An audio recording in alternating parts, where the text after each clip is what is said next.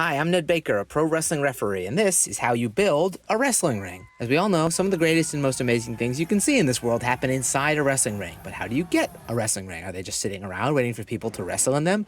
No! Usually, you have to build one every single show. For people starting out in the industry, this is one of the ways you can make yourself known in a company, by showing up and helping to build the ring.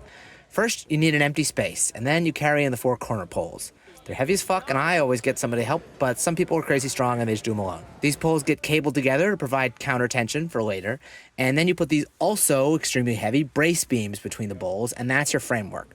On there, you put these steel cross beams, you make it kind of a metal lattice, and that is what holds up all the action.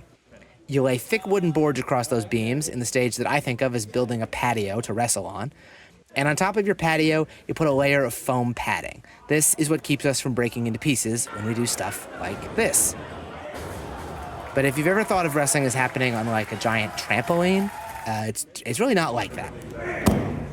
You want to tape the foam pads together so they don't separate during the show, and then you throw in your canvas, which makes it all pretty, and you use rope or bungee cords to secure it in place.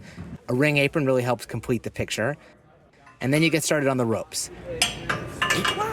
These are also not elastic bungee cords. They are metal cables like you'd build a bridge out of, wrapped in rubber casing. And if you run the ropes, you'll feel what I mean.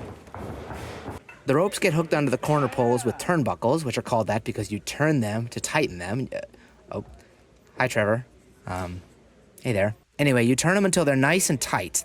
When are they tight enough? An experienced wrestler kind of just knows this by feel. So after tightening, somebody runs the ropes to decide if they're good.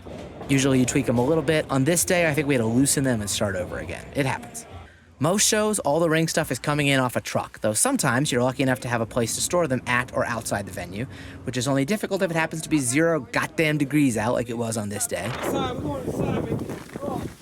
Often you also set up chairs, hang curtains to delineate a backstage area, and put up guardrails for safety, or something. Get all that done, and you've set the scene to make all your pro wrestling dreams come true. Speaking of which, next week, I'm going to Philadelphia for WrestleMania Week, aka basically South by Southwest for indie wrestling. So if you're running a show and you need a referee, please hire me. Also, if you know where the best cheesesteaks are, drop some knowledge. All right, peace.